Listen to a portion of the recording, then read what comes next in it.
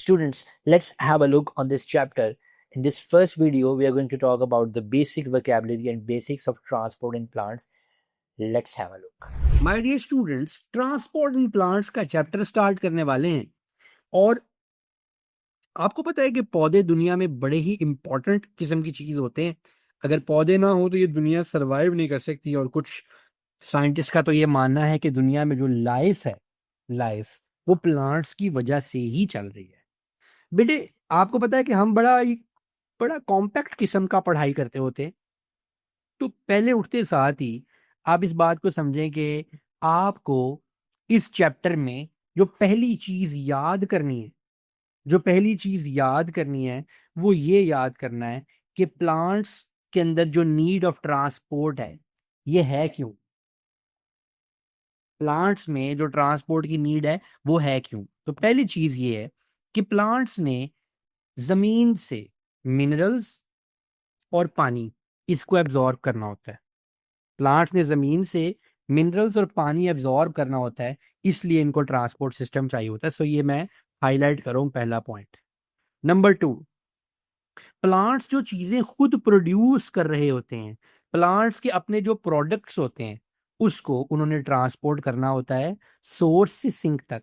Source क्या होता है? प्लांट हर चीज प्रोड्यूस करता है पत्ते में, और सिंक मुख्तलिफ सिंक हो सकते हैं। प्लांट मुख्तलिफ सिंक्स में इन चीजों को डाल रहा होता है। जैसा कि आप यहाँ पर देखिए, हमारे पास ये गाजर है। अब इस गाजर के अंदर जितने भी न्यूट्रिएंट्स हैं ये मौजूद कहाँ पर होते हैं? ये मौजूद होते हैं उसकी रूट में, लेकिन प्रोड्यूस कहाँ हो रहे हैं? वो प्रोड्यूस बेटा लीफ में हो रहे हैं।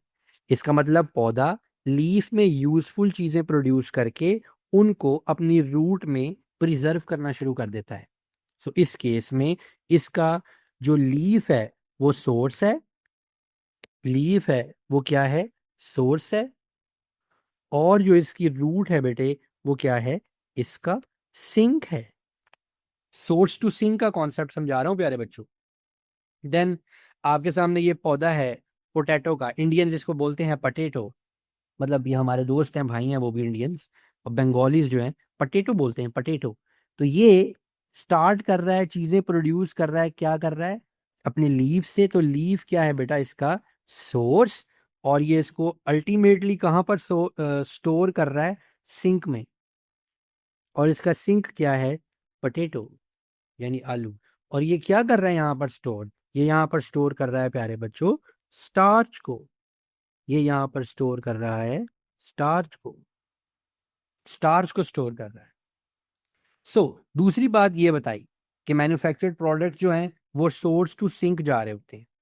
फिर तीसरे नंबर पर वो बताता है कि मल्टी सेलुलर ऑर्गेनिजम्स वो डिफ्यूजन पे रिलाय नहीं कर सकते, लिहाजा उनको, क्योंकि वो डिफ्यूजन पे रिलाय नहीं कर सकते, लिहाजा उनको एक ट्रांसपोर्ट का सिस्टम चाहिए होता है।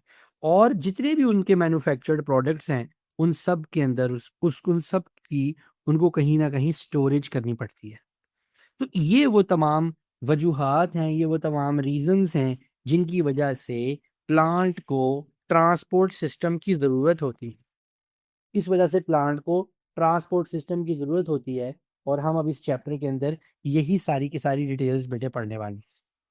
अब हमें इस पूरे प्रोसेस के अंदर जो सबसे पहले जो एक इम्पॉर्टेंट चीज़ को अंडरस्टैंड करना है वो हम लोगों को प्लांट के कुछ इम्पॉर्टेंट पार्ट्स के बारे में पढ़ना है। और वो जो इम्पॉर्टेंट पार्ट्स हैं बेटे वो ट्रांसवर्स सेक्शंस हैं। किस चीज़ के? डायकॉट रूट के, डायकॉट लीफ के, डायकॉट स्टेम के। इनके ट्रांसवर्स सेक्शंस की डिटेल बेटे हमें पढ़नी होगी। हमें देखना होगा कि इनका ट्रांसवर्स सेक्शन कैसा नजर आता है और उसमें क्या क्या होता है। एंड आई एम श्योर कि आप जब इनको देखेंगे तो आपको लगेगा कि हम अपने ओ लेवल में भी पढ़ चुके हैं। और मैंने आपको यहाँ पर ट्रांसवर्स सेक्शन का कट सेक्शन दिखा दिया बेटे। ट्रांसफर सेक्शंस का कट सेक्शन दिखा दिया है कि ये कट सेक्शन होता है। जब हम आपसे ट्रांसफर सेक्शन की बात करें तो इस सेक्शन की बात करेंगे। लीफ को देखिए मैंने कहाँ से काटा हुआ है, स्टेम को देखिए कहाँ से काटा हुआ है, और रूट को देखिए कहाँ से काटा हुआ है। सबसे पहले हम क्यों ना डायकॉट लीफ स्ट्रक्चर की बात करें। ये देखिए, ये बेटे आपके सामने एक लीफ का स्ट्रक्चर आपको नजर आ रहा है। सबसे पहले टॉप पर देखिए क्या है? टॉप पर हमने इसका लीफ लैमिना बनाया हुआ है, और इस लीफ लैमिना में क्या होता है, इस लीफ लैमिना में फोटोसिंथेसिस होती है। सिकंदर यार रिकॉर्डिंग हो रही है कि नहीं, जरा देखना मेरी तरफ से हो रही है रिकॉर्डिंग। जी जी सर, लिखा हुआ है ऊपर रिकॉर्डिंग। जबरदस्त। ये जो लीफ लैमिना है ये क्या कर रहा होता है, फोटोसिंथेसिस कर रहा होता है। नीचे आप आगे देखें तो मिड रिब और वेन्स जो आपको नजर आ रहे हैं, मैं इसको हाईलाइट करता हूं। ये जो आपको मिड रिब नजर आ रही है और वेन्स नजर आ रही है, ये क्या करती है, इनमें वैस्कुलर बंडल्स होते हैं। फिर आपको यहाँ पर ये जो नोड नजर आ रहा है, नोड, इसका एक रिप्रोडक्टिव पोटेंशियल होता है। नोड में रिप्रोडक्टिव पोटेंशियल है, ये यहाँ से बड़े आराम से नए पत्ते और नई जड़ें निकाल सकता है और एक पूरा प्लांट बना सकता है। फिर ये जो स्टिप्यूल्स हैं ये प्रोटेक्शन के लिए होते हैं, और स्टेम जो है ये इस पत्ते को मेन पौधे के साथ कनेक्ट कर रहा है, ये कनेक्टिविटी का काम करवा रहा है।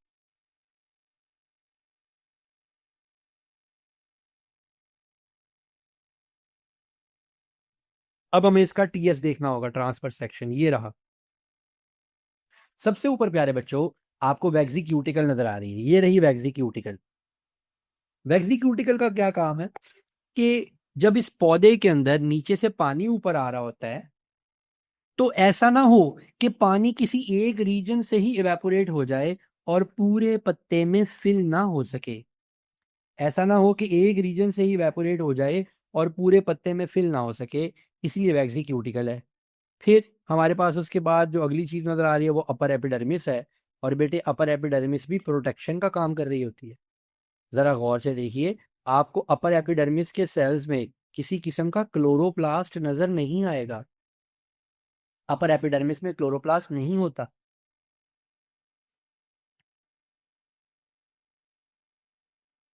No chloroplast in upper epidermis.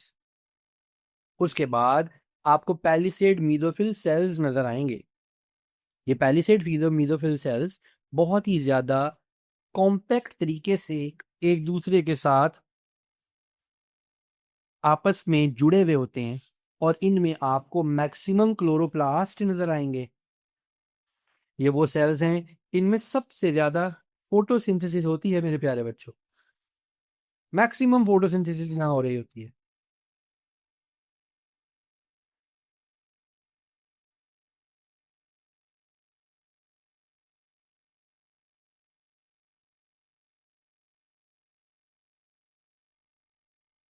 फिर स्पॉन्जी मीजोफिल सेल्स दूसरे नंबर पर सबसे ज्यादा, स्पॉन्जी मीजोफिल सेल्स की बात करें तो दूसरे नंबर पर सबसे ज्यादा क्लोरोप्लास्ट इन स्पॉन्जी मीजोफिल सेल्स में मौजूद होते हैं, और इनके दरमियान एयर स्पेसिस भी होती हैं। इन एयर स्पेसिस से गैस एक्सचेंजेस हो रही होती हैं प्यारे बच्चों। गैस एक्सचेंजेस, गैस एक्सचेंजेस में हमारे पास कार्बन डाइऑक्साइड बाहर से अंदर एब्जॉर्ब हो रही होती है और ऑक्सीजन अंदर से बाहर डिफ्यूज आउट हो रही होती है। Carbon dioxide diffuses in and oxygen diffuses out.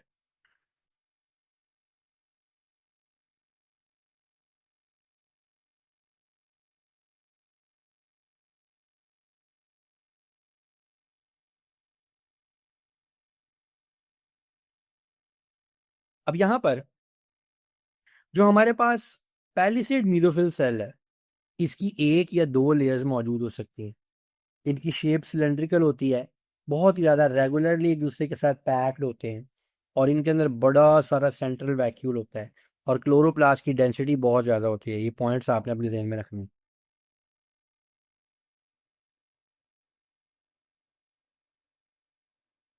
फिर आप इसका एक कंपैरिजन दे सकते हैं स्पॉन्जी मीजोफिल सेल्स के साथ। अच्छा, उसके बाद नीचे हमारे पास गार्ड सेल्स मौजूद हैं और एयर स्पेसिस हैं, और लोअर एपिडर्मिस है। लोअर एपिडर्मिस के अंदर भी बेटा, लोअर एपिडर्मल सेल्स के अंदर भी किसी किस्म का कोई क्लोरोप्लास्ट मौजूद नहीं होता। इनमें भी कोई क्लोरोप्लास्ट मौजूद नहीं होता। और गार्ड सेल्स में क्लोरोप्लास्ट होते हैं, जरा गौर से देखिए। गार्ड सेल्स में क्लोरोप्लास्ट होते हैं, और इनकी जो एंड की स्पेस है, जो गार्ड सेल्स ओपन होते हैं और क्लोज होते हैं, इस स्पेस को स्टोमेटा कहा जाता है। स्टोमेटा। अब ये तो बेटे डायकॉट लीफ स्ट्रक्चर हो गया। जो अब अगली चीज आपको मैंने समझानी है, वो समझानी है plan diagram of dicot leaf. बेटे याद रखिएगा, प्लान डायग्राम ये होती है जिसमें आपने कोई इंडिविजुअल सेल नहीं बनाना होता और सिर्फ टिश्यूज को शो करना होता है। ये देखिए, मैं आपके सामने 1 मिनट के लिए इसी लीफ स्ट्रक्चर की एक प्लान डायग्राम रख रहा हूं, and I want you guys to watch it very carefully.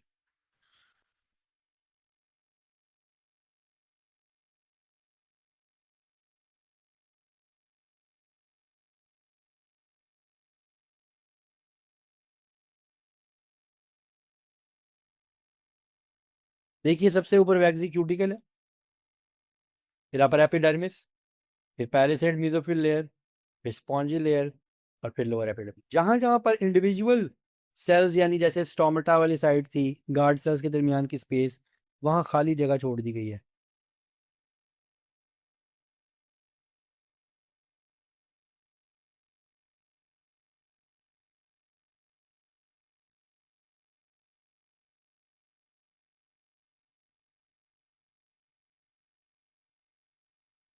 अगर आप लोग यहां से देखकर इसको बनाएं तो मेरा ख्याल है कि आप में से सुस्त बच्चा भी 1 मिनट के अंदर अंदर इस प्लान डायग्राम को कॉपी कर सकता है। अब इस प्लान डायग्राम को देखा, अब ऊपर ओरिजिनल को देखिए।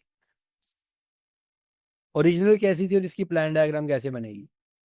अगर मैं आपसे ये कहूं कि आपको समझाने के लिए हम अगर इसके ऊपर ऊपर ही एक प्लान डायग्राम बना दें, ये लीजिए, ये waxy cuticle, upper epidermis, palisade layer, vascular bundles, spongy layer, lower epidermis, और ये ले इसमें जगह बनाने के लिए इसके जो स्टोमेटल स्पेसिस है उनको शो करने के लिए ये लीजिए, हमने इसको ऐसे शो कर दिया। तो ये आपकी एक प्लान डायग्राम बन गई है।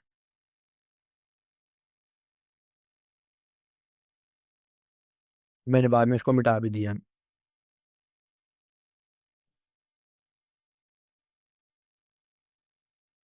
अगली चीज, आपको पेरिसेड मेसोफिल सेल्स और स्पॉन्जी मेसोफिल सेल्स का कंपैरिजन पता होना चाहिए।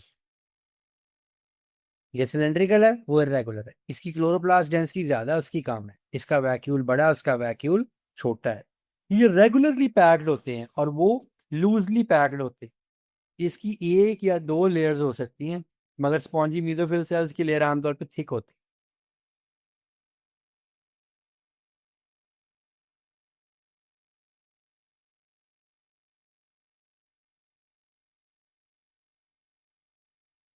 ये देखिए, अब ये एक आपके सामने एक और स्ट्रक्चर बनाया है, और आई वुड लाइक कि आप लोग इसका एक स्क्रीनशॉट ले लें और उसके बाद आप इसकी प्लान डायग्राम खुद बैठकर बनाएं।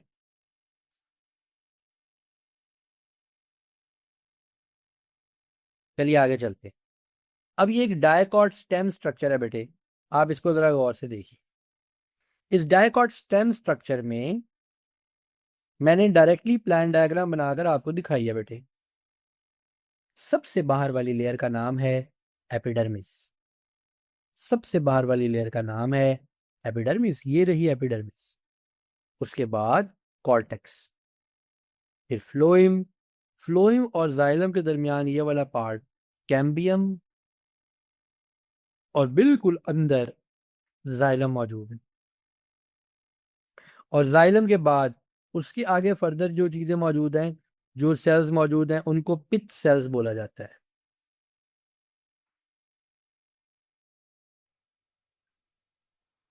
पिथ सेल्स। ये आपको हर सूरत में जबानी याद होने चाहिए। मैं आपको 2 मिनट दे रहा हूं, यहीं पर इसको याद कर लीजिए, यहीं अभी इसी वक्त याद कर लीजिए।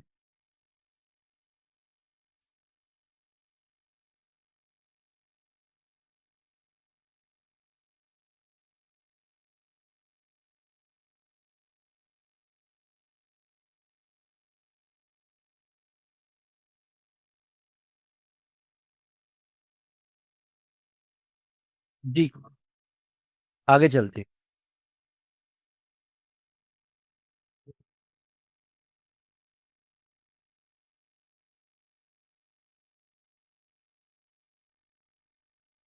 अब इसके बाद बेटे आपको डायकॉट रूट स्ट्रक्चर समझना है और याद करना है। डायकॉट रूट स्ट्रक्चर, ये देखिए,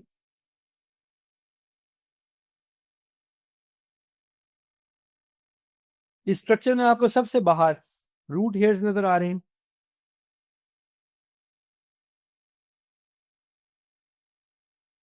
फिर अंदर ये जो ब्लू कलर की लेयर है, दिस इज कॉर्टेक्स। कॉर्टेक्स के बाद आप फ्लोएम देख सकते हैं और जाइलम। मगर यहाँ एक चीज मेंशन नहीं है जिसका नाम होता है endodermis. This layer is called endodermis layer. Sir ये एंडोडर्मिस क्या होती है? बेटी एंडोडर्मिस वो लेयर होती है जो कि वैस्कुलर बंडल्स को सराउंड कर रही होती है, और ये डिफरेंशिएट करती है वैस्कुलर बंडल्स को फ्रॉम आउटसाइड। तो कॉर्टेक्स और वैस्कुलर बंडल्स के दरमियान एक सर्कुलर लेयर होती है, इसको एंडोडर्मिस कहा जाता है।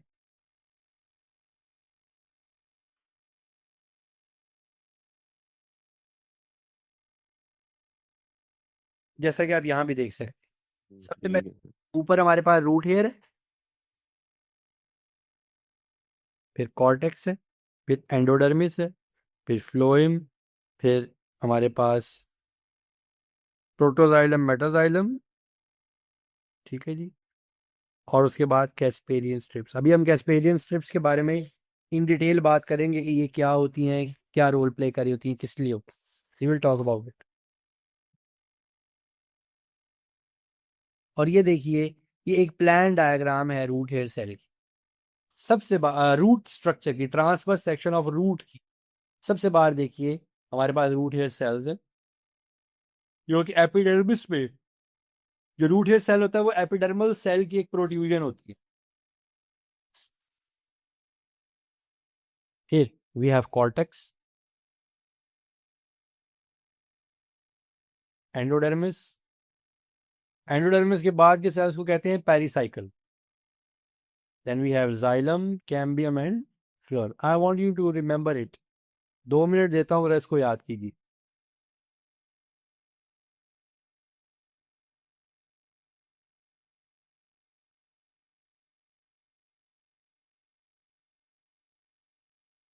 जी, याद होगी। सबसे बाहर एपिडर्मिस है, एपिडर्मिस में रूट हेयर सेल्स हैं, फिर कॉर्टेक्स, फिर एंडोडर्मिस, फिर पेरिसाइकल, फ्लोएम, कैम्बियम और xylem. Epidermis, root hair cells, cortex, endodermis, pericycle, phloem, cambium, xylem. कहानी खत्म।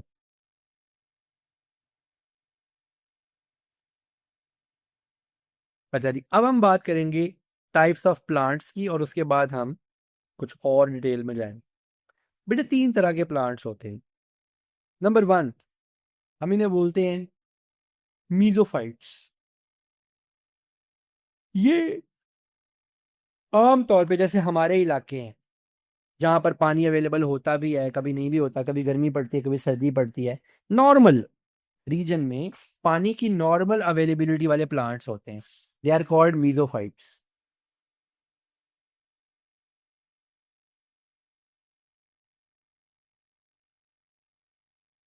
फिर इसी तरह हमारे पास कुछ ऐसे प्लांट्स होते हैं जो पानी में ही रहते हैं, सबमर्ज रहते हैं पानी, या पार्शियली सबमर्ज रहते हैं, जैसा कि ये lotus flower, it is called hydrophyte.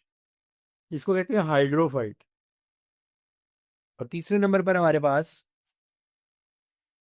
ये वाले प्लांट्स होते हैं जिन्हें आप ज्यादा पसंद नहीं करते, कैक्टस वैरायटी, जो वाटर स्कार्स कंडीशंस में पाए जाते हैं, और इनको कहा जाता है जीरोफाइट्स। ये मैंने ऊपर ये तीनों की डेफिनेशंस लिखी हैं, अगर आप इनको एक मरतबा देख लीजिए। मीजोफाइट्स क्या है, हाइड्रोफाइट्स क्या है, और जीरोफाइट्स क्या।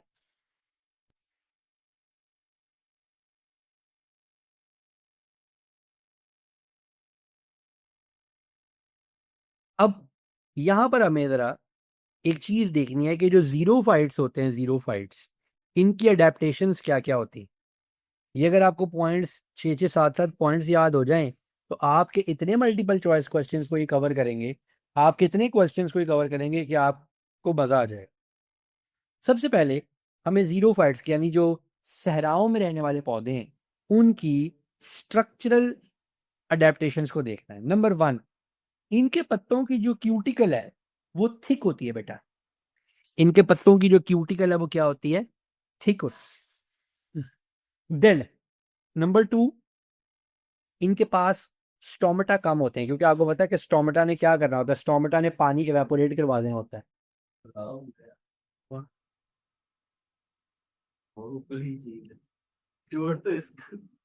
स्टोमेटा जो है वो क्या होते हैं इसके अंदर? लेस होते हैं। और तीसरे नंबर पे इसके संकन, धंसे हुए स्टोमेटा होते हैं, धंसे हुए स्टोमेटा, संकन स्टोमेटा, वो मैं आपको दिखाऊंगा। सुकुलेंट लीव्स, पत्ते जो है ना इनके वो रोल हुए होते हैं, मैं अभी आपको इसकी डिटेल दिखाता हूं। देन इसके लीव्स जो हैं वो स्पाइन्स में और नीडल्स में कन्वर्ट हुए होते हैं। Their leaves are converted to spines and needles. ये देखिए इस स्ट्रक्चर में बेटे आपको संकन स्टोमेटा नजर आएंगे, संकन स्टोमेटा। ये देखिए यहां पर वो कह रहा है जो पानी यहां से इवेपोरेट होगा भी, जो पानी यहां से इवेपोरेट होगा भी बेटे, वो क्या होगा, वो उसको बाहर निकलने के लिए आपने इतना छोटा सा एग्जिट एरिया दिया हुआ है, लिहाजा ट्रांसपायरेशन क्या हो जाएगी? रिड्यूस हो, ट्रांसपायरेशन क्या हो जाएगी? रिड्यूस हो जाएगी। और उसके ऊपर भी आप देखिए कि छोटे छोटे ये हेयर लाइक स्ट्रक्चर्स, टेंटिकल्स लगे हुए हैं। ये देखिए हेयर लाइक स्ट्रक्चर्स, टेंटिकल्स, ये मजीद पानी को वेपोरेट नहीं होने देते इतनी आसानी से। पानी की जो इवेपोरेशन है उससे इसको रोक के रखते हैं। और स्टोमेटा कहाँ है? यहाँ अंदर, ये जो मैं येलो कर रहा हूँ जगह, यहाँ पर स्टोमेटा मौजूद है।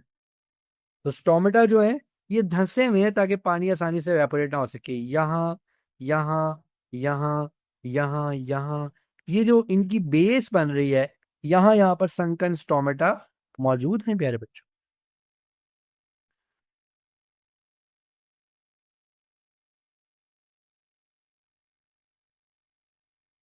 ये देखिए यहां पर हमने आपको इसका एक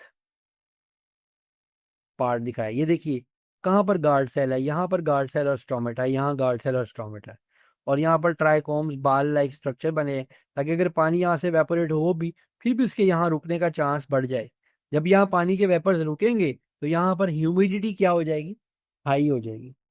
और यहाँ पर हाई ह्यूमिडिटी होने की वजह से मेरे प्यारे बच्चों इसका क्या फर्क पड़ेगा? इससे फर्क ये पड़ेगा कि मजीद पानी, ह्यूमिडिटी हाई होगी, ट्रांसपायरेशन रेट कम होता है, मजीद पानी इवेपोरेट नहीं होगा, यहाँ से लूज नहीं होगा।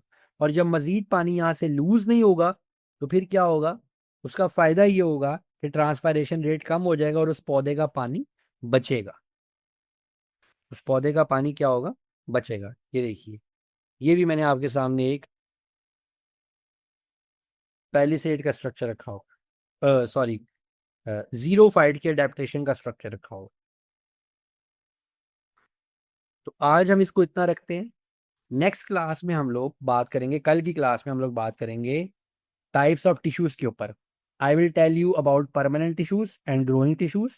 हम पैरेन्काइमा, कॉलनकाइमा, स्क्लेरेन्काइमा, जाइलम और फ्लोएम के बारे में बहुत ही डिटेल डिस्कशन करेंगे। परमानेंट और ग्रोइंग टिश्यूज में क्या क्या फर्क होता है। फिर तीसरे नंबर पर हम बात करेंगे ट्रांसपोर्ट ऑफ वाटर, और चौथे नंबर पर ट्रांसलोकेशन वाया फ्लोएम। सो 4 लेक्चर्स में हमारा ये चैप्टर इंशाल्लाह ताला कंप्लीट हो जाएगा। Today was the first day, कल परसों और चौथ इंशाल्लाह ताला ये चैप्टर हमारा कंप्लीट होगा।